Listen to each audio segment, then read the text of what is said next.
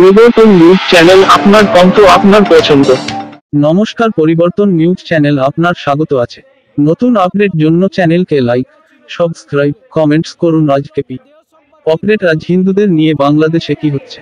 হিন্দুদের উপর নির্যাতন বন্ধ করতে হবে। বাংলাদেশে সংখ্যালঘুদের উপর নির্যাতন, ধর্মীয় মৌলবাদ, অত্যাচার, মারধর, হুমকি, জোরপূর্বক দখল, হত্যা, এগুলো সবই এখন নিত্যনৈমিত্তিক ঘটনা। হিন্দু গণহত্যার বিরুদ্ধে যে লড়াই চলছে তা হিন্দুদের অস্তিত্বের প্রশ্ন। আজ বাংলাদেশের 1971 বিজয় দিবস।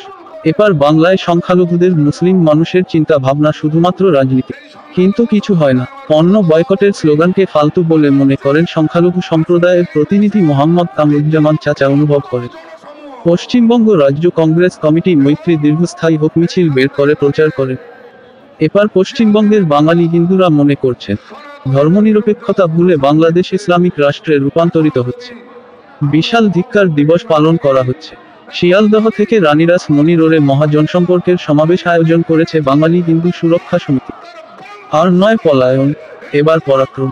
বাংলাদেশের সংখ্যালঘুদের ন্যায়বিচার এবং মুক্তি দাবিতে চিন্মপ্রভুর আহ্বান। হিন্দুদের অস্ত্র তুলুন, দাবি রাখেন সঞ্জয় শাস্ত্রী।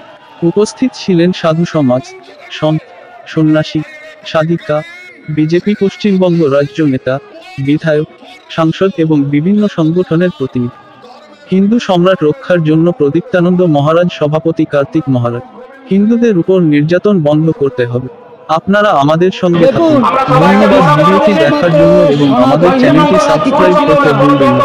এরা শুধু কন্ডাক্ট হিন্দু মুসলিম কিচ্ছু না, তাই এদের বলে কিছু নেই, সবই আমাদের।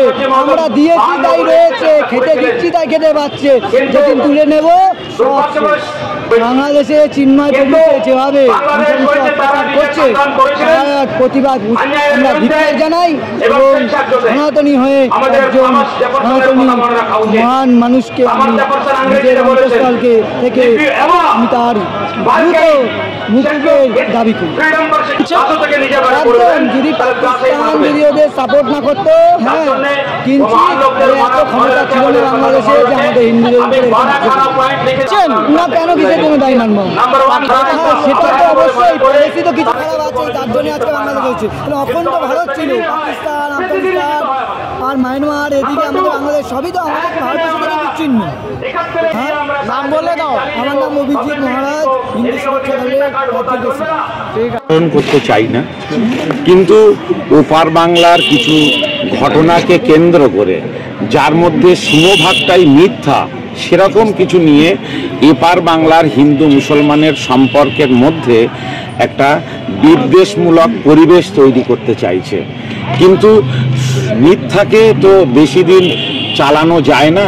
আজকে সত্য আবার উঠে আসছে।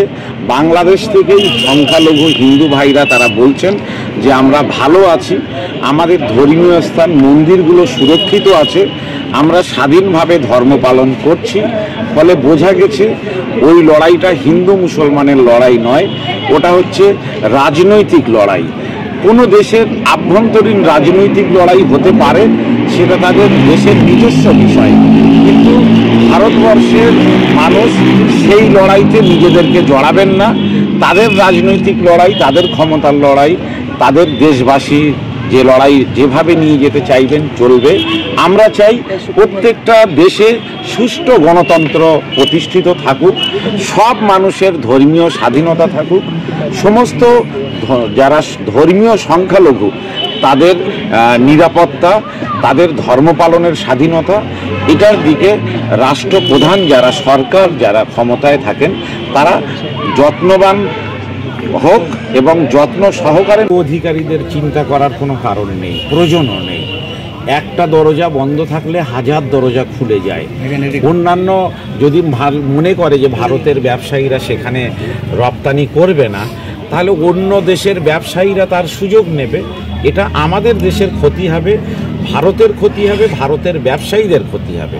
ফলে রাজনৈতিক, আভ্যন্তরীণ রাজনৈতিক উত্থান পতনের জন্যে আমাদের দেশের পেঁয়াজ যাবে না, আমাদের দেশের আলু সেখানে যাবে না।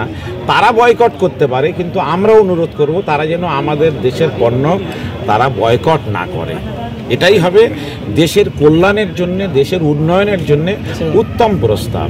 ঠিক আছে।